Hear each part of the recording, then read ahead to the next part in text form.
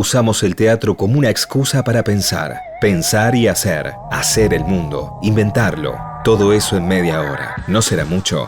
Superficie de Teatro, con Guillermo Arengo y Manuel Lorenzo.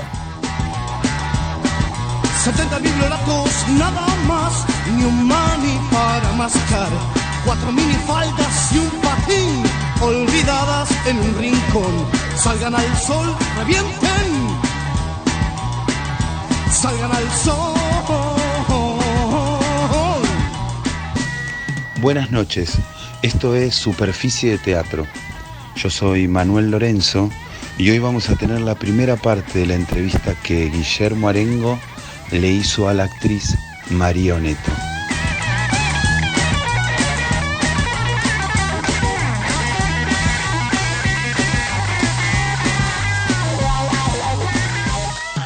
Bueno, vamos a empezar, así que es un momento medio eléctrico y nervioso.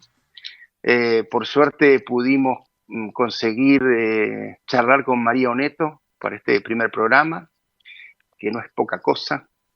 Ni el primer programa, ni estar con María, una actriz que admiramos superlativamente. Así que, hola María, ¿cómo estás?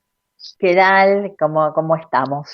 Bien, bien. Vamos a decir que hicimos un poco de trampa porque anoche hablamos, hicimos un poco de entrenamiento sobre los temas que yo quería que María piense. Así que bueno, tenemos una previa hecha.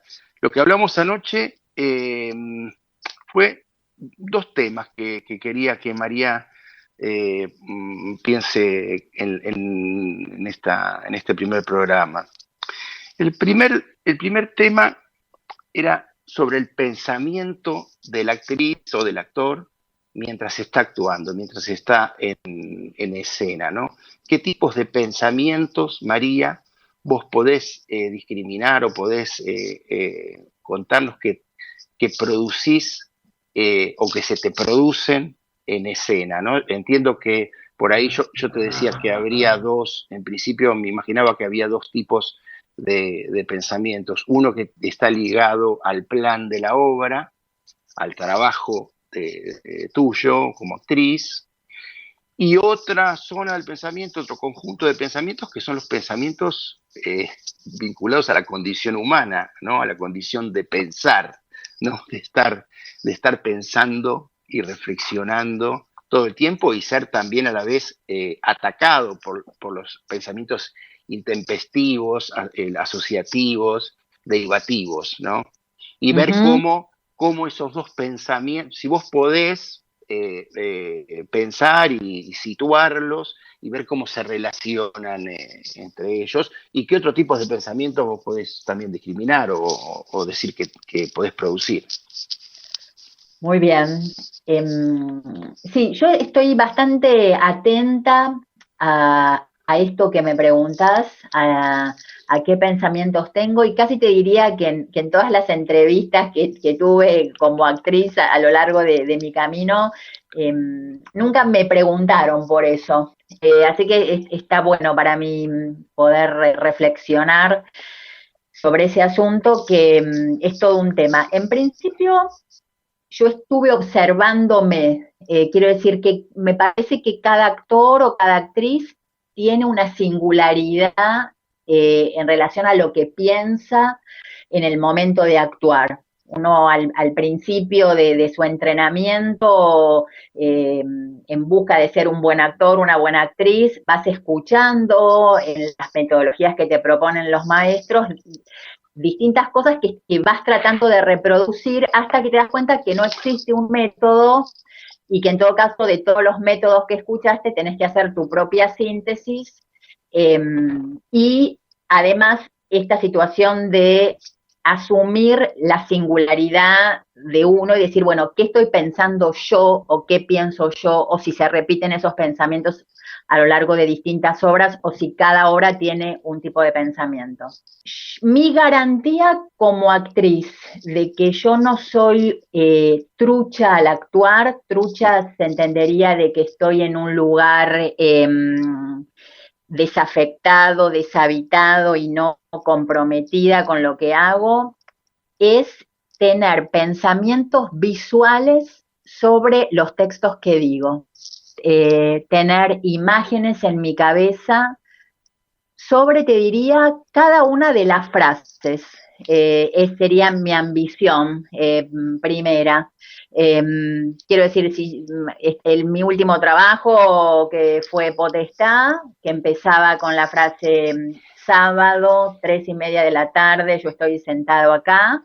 Yo me imaginaba esa situación de un ser que había en mi cabeza sentado, y lo que yo veía en ese momento era un apoyabrazo con una tela color verde, y siempre tuve el mismo pensamiento antes de empezar la función, y cada vez que lo perdía ese pensamiento al empezar la función sentí que iba a actuar mal, y cada vez que volví a ese pensamiento todo se encauzó en mí.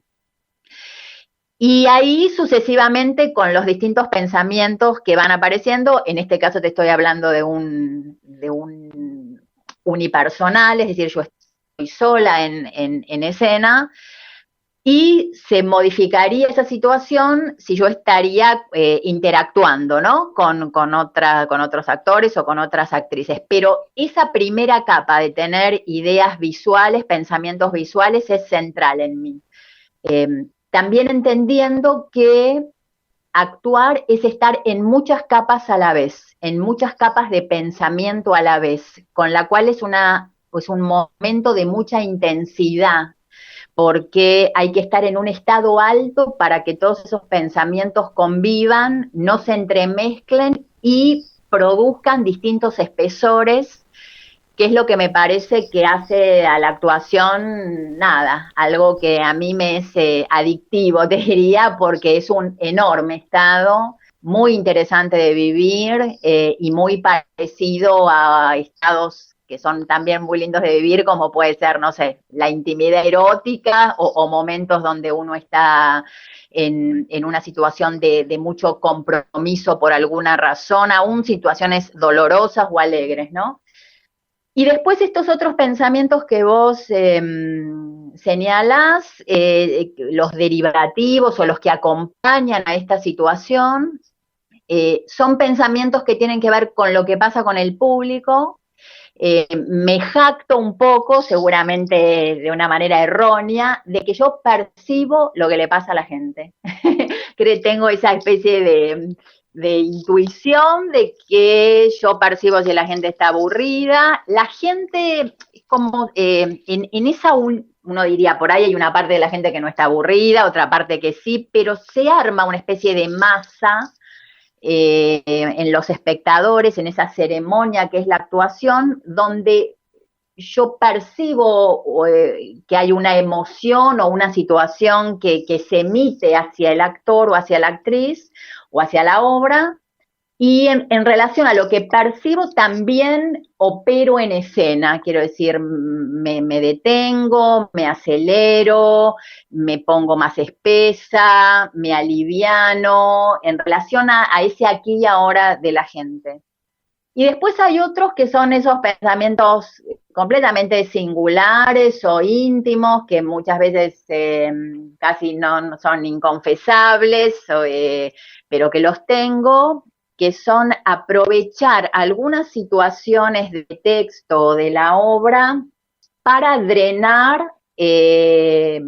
temas personales, que no tienen que ver con lo biográfico, no son temas, no es memoria emotiva, sino deseos de afirmar algo, deseos de que ese texto me permita, como ser humano en este mundo, decir, bueno, tuve un momento en mi vida donde este pensamiento que tenía se drenó hacia los demás a través de este texto, de esta situación, ¿no? Esos serían un poco como los tres asuntos en mi cabeza sobre lo que circulo, ¿no? Esto es Superficie de Teatro y estamos hablando con la actriz María Nieto. Pienso esto, mientras te escuchaba pensaba,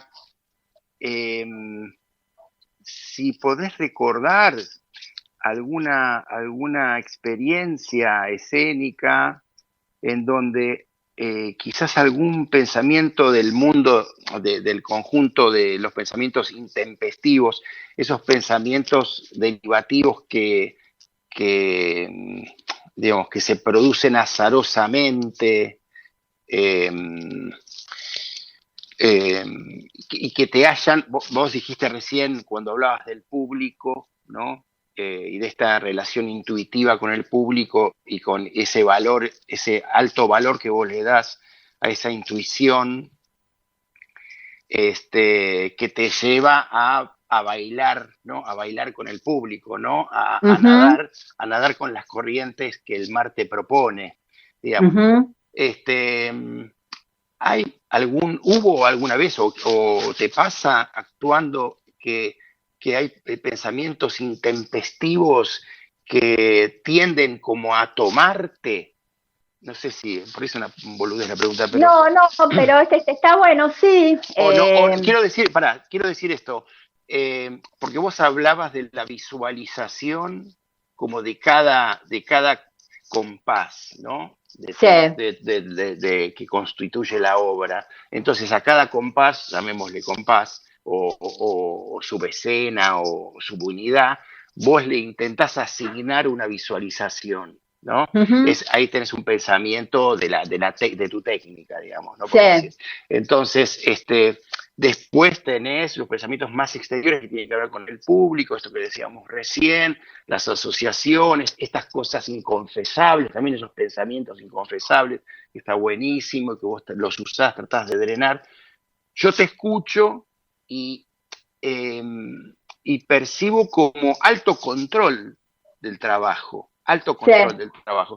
La pregunta mía del pensamiento intempestivo que trata de competirte el control, ¿entendés? Tiene que ver con eso. ¿Te pasó alguna vez que fuiste atravesada por algo intempestivo, un pensamiento intempestivo que te te hizo trastabillar en ese control que aparentemente, según tu discurso, lo tenés bastante diseñado, ¿no?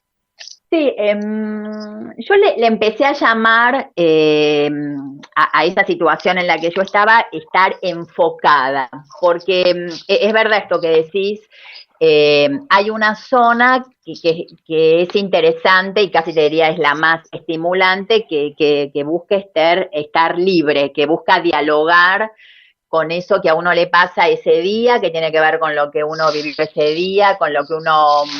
A veces pasa mucho cuando uno percibe gente, uno dice, bueno, vino tal, me interesa saber quién viene a ver la función, si lo conozco, si no lo conozco, pregunto, y entonces eso también dialoga, el hacerle la obra a esa persona, pero sí, muchas veces me ha pasado por ejemplo, de decir textos y haberlos pensado de determinada manera y de repente darme cuenta cuando lo digo, que me rebota una cosa muy diferente, ¿no? Muy distinta. Hay un texto de Pavlovsky en la obra donde la mujer le reclama al personaje que con ella no habla y que sí este hombre puede hablar con otros hombres, y él le contesta, si de lo único, pero ¿qué querés si de lo único que sé hablar es de fútbol? Y yo me acuerdo que nada, lo iba ensayando y qué sé yo, y creo que fue después de 2 o 3 semanas que yo viví una conmoción con ese texto, de acordarme, de quedar atravesada de todos los vínculos con hombres en los que yo había estado, donde había vivido esa situación, había vivido el ver un entusiasmo masculino en hablar de fútbol y una liviandad o una desatención en hablar de otros temas y haber querido, esto que también vos nombrabas como verbo, competir con esa situación de por qué yo o mis cosas no son tan atractivas para esta persona. Y me acuerdo de haber quedado desestabilizada porque me quedé en ese texto y la obra seguía, ¿no? También. Pero tengo muchas otras situaciones también menores, quiero decir, cualquier asunto que te cruce en la sala de ruido, de se te rompió ¿no? El vestuario de algo que está pasando que no corresponde, me atraviesa y dialogo con eso. He estado haciendo una obra en el Cervantes, donde un día se desató una tormenta afuera, que nada, que el ruido se metió y fue, bueno, actuar con esa tormenta, unirla, pero sí, quiero decir, siempre por ahí sí puede ser una característica, lo sumerjo adentro de ese foco, es decir, ¿no? Busco que me traiga consecuencias para la obra ese pensamiento, salvo bueno, como esto que me pasó con lo de Tato, que no pueda, que quede impactada, ¿no? Y que me haya costado después salir de ahí, de cómo tremolé con un texto que jamás pensé que tendría ese vínculo conmigo, ¿no? Esto es Superficie de Teatro y estamos hablando con la actriz María Neto.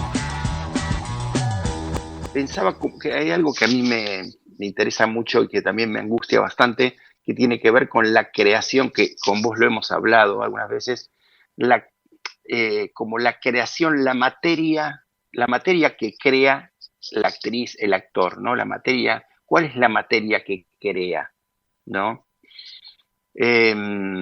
Sabemos que en el teatro esa materia es una materia volátil, digamos, ¿no?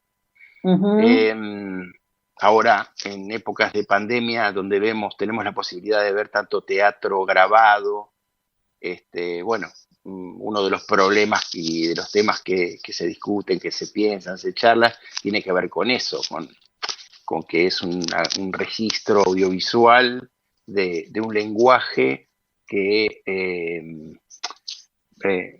tiene como definición la volatilidad, ¿no? Que tiene como definición el conjugarse en el presente, ¿no?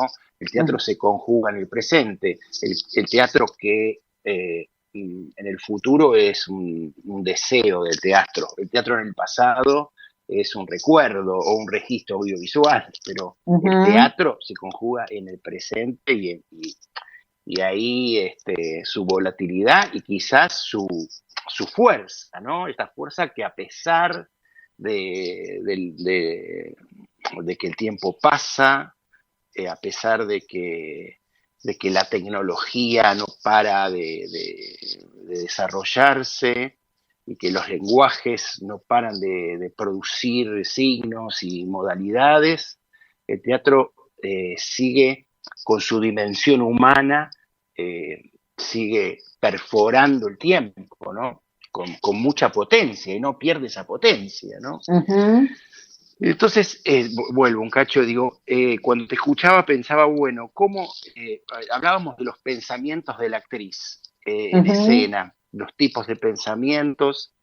Te repito, escuchaba una actriz, un artista, una actriz que denuncia alto control de su material, ¿no? En principio, ese control me parece que es un síntoma o una derivación como de la ética del trabajo tuyo, ¿no? O sea, te conocemos como con alta ética actoral y teatral. ¿Cómo, ahora, en términos de producción de esa materia creativa de la actriz, ¿no? ¿Vos qué pensás? ¿Dónde ubicarías esa materia y cuánto de ese pensamiento escénico la produce? No sé si es clara la pregunta, por ahí es media complicada. Sí, voy a... Nada, después decime si lo que entendí está bien, o bueno, o si puedes sumar algo. En principio, está bueno, yo estoy interesada en ser materia para el que mira, quiero decir, no estoy interesada en una cuestión de procerato o de bronce en el camino como actriz, donde alguien me identifique o me dé identidad por mi nombre o por ir a ver lo que ya conoce de mí, sino por haber vivido una situación donde por ahí a lo que asistió es a que yo como actriz me pude convertir en materia, en alguien que no sabe qué género tiene ni qué es, sino que es una materia que habla, que resuena, que se emociona, que cuenta una historia, pero que está despersonalizada. Quiero decir, sería el placer que me parece que la mayoría de los actores y las actrices compartimos, por ahí a veces sin saberlo. No es estar en ser otro o ser otra, me alejo de mí para ser otro, sí en la idea de no ser, ¿no?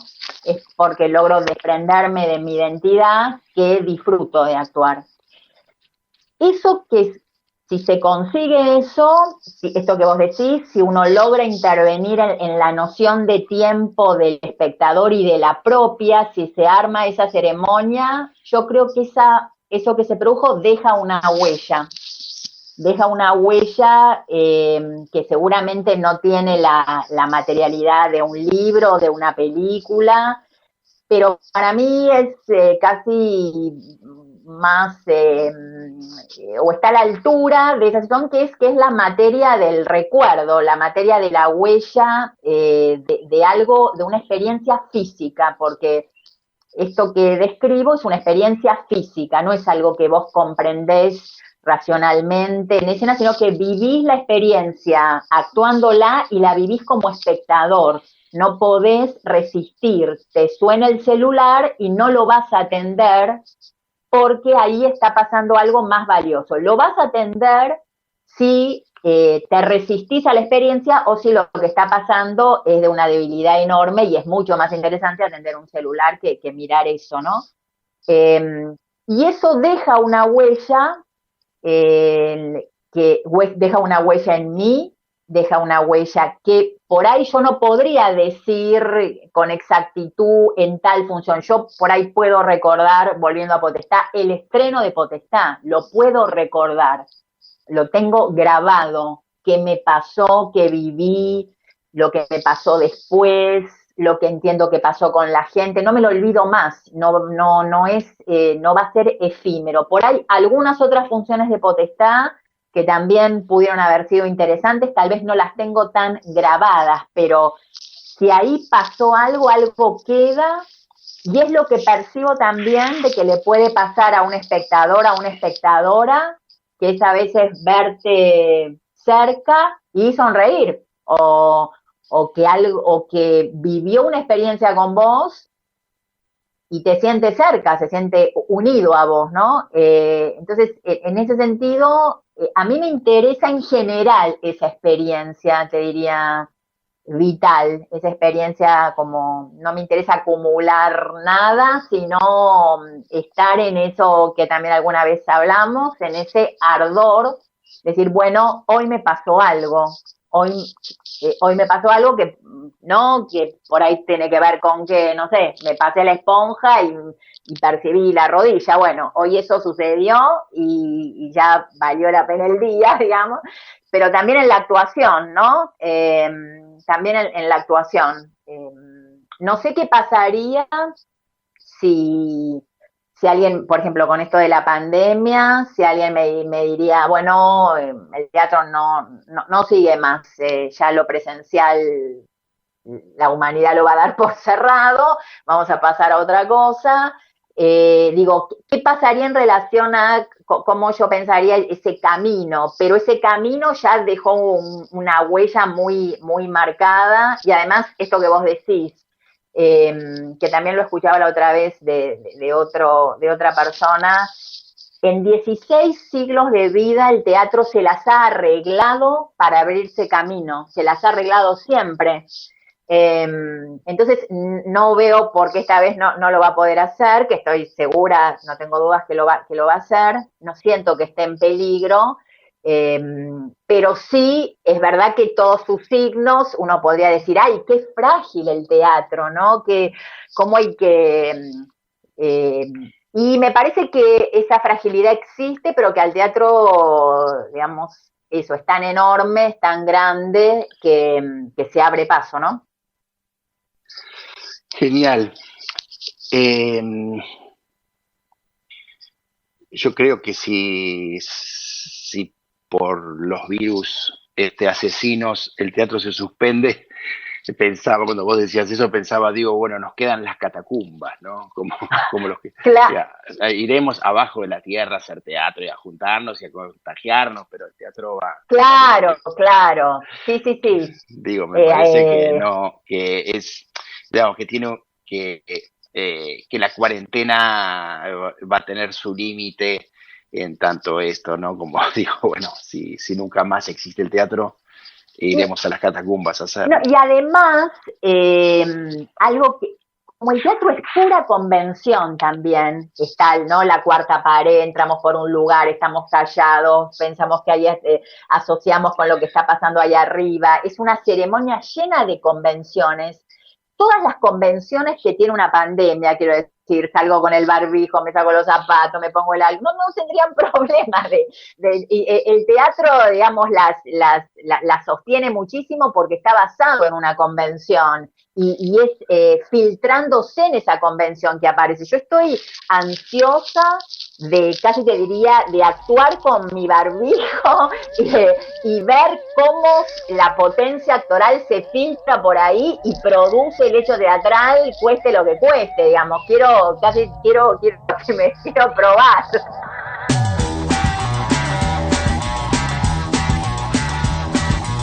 Esto fue Superficie de Teatro. Hoy pasamos la primera parte de la entrevista que Guillermo Arengo le hizo a la actriz María Oneto. En el próximo programa vamos a tener la segunda parte y final de esta entrevista. Espero que hayan disfrutado lo de hoy y los esperamos en el próximo programa.